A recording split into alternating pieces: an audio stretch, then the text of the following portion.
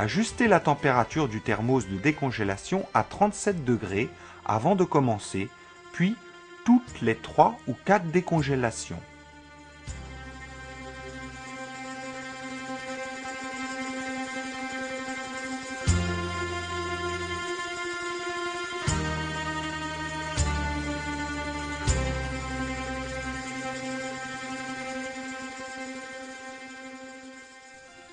Sur une liste, repérez la femelle à inséminer et l'accouplement prévu.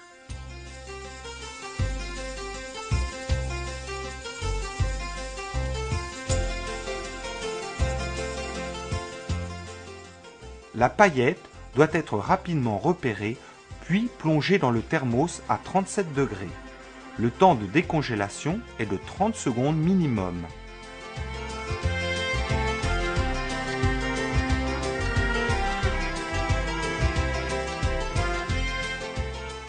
Préchauffez le pistolet d'insémination.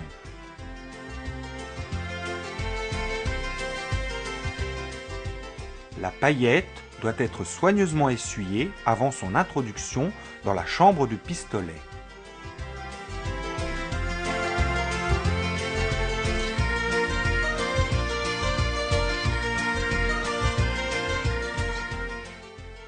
Une fois la gaine sertie sur le pistolet, l'inséminateur fait perler la semence à l'extrémité de la paillette afin de décoller le bouchon usine situé à l'autre extrémité. Avant chaque insémination, le spéculum est désinfecté, essuyé et lubrifié.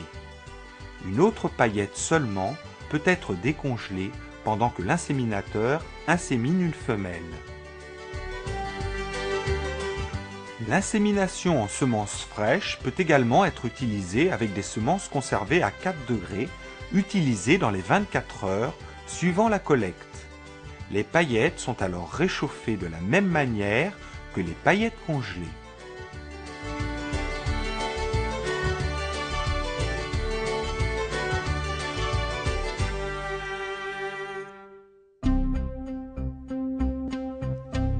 L'éleveur doit maintenir l'animal la tête en bas pour permettre une meilleure visualisation du col de l'utérus et un dépôt de la semence dans les meilleures conditions. Repérez bien les femelles à inséminer au préalable et évitez toute manipulation brusque. Le moyen de contention le plus pratique est la chaise de contention. Elle permet une position confortable pour l'éleveur et pour la chèvre. La position des bras sous les membres postérieurs est importante pour travailler sans effort inutile. L'inséminateur doit aider l'éleveur à reposer la chèvre en douceur.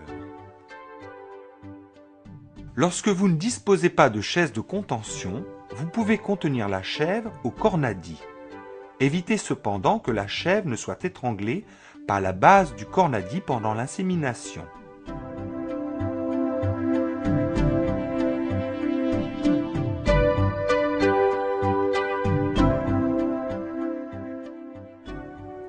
Si vous ne disposez d'aucun moyen de contention, prenez appui dans un coin du bâtiment.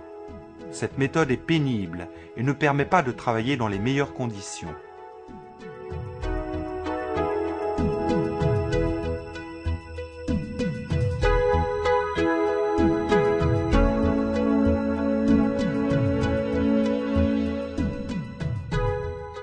La semence est déposée dans le cervix à l'entrée du col ou dans l'utérus lorsque le col est bien ouvert.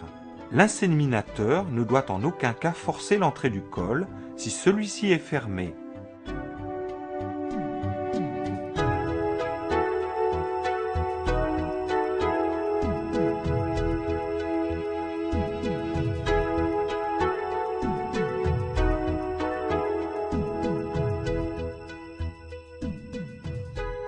En fin de chantier d'insémination, tout le matériel et l'équipement doivent être soigneusement lavés et désinfectés.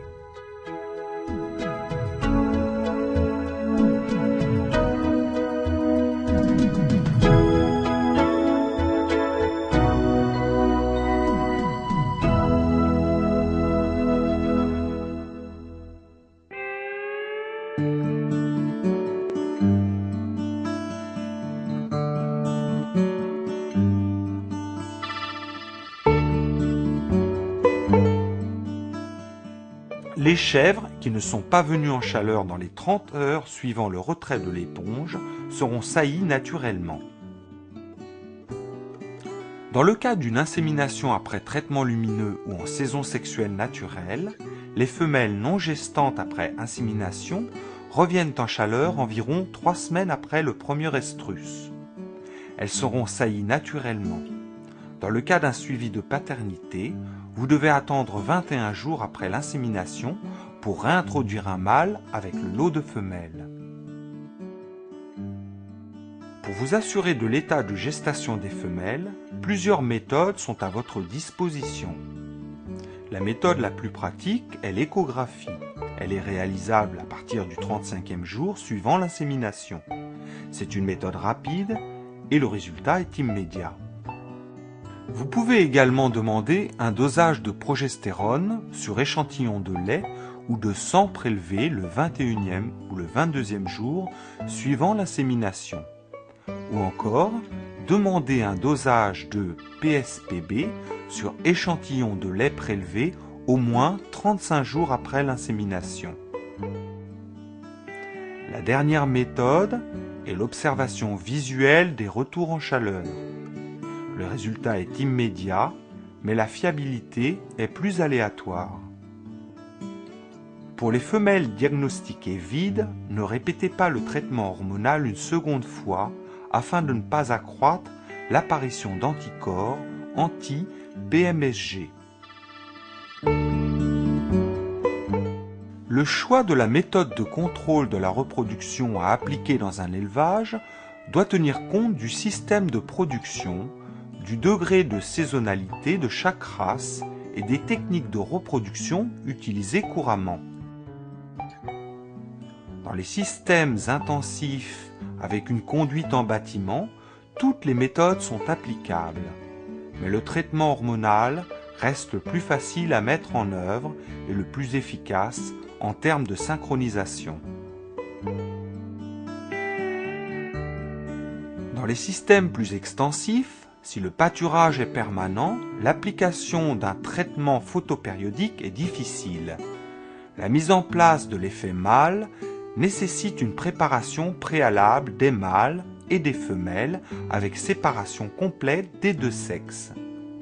L'application du traitement hormonal peut être envisagée lorsque les animaux sont regroupés pour la traite.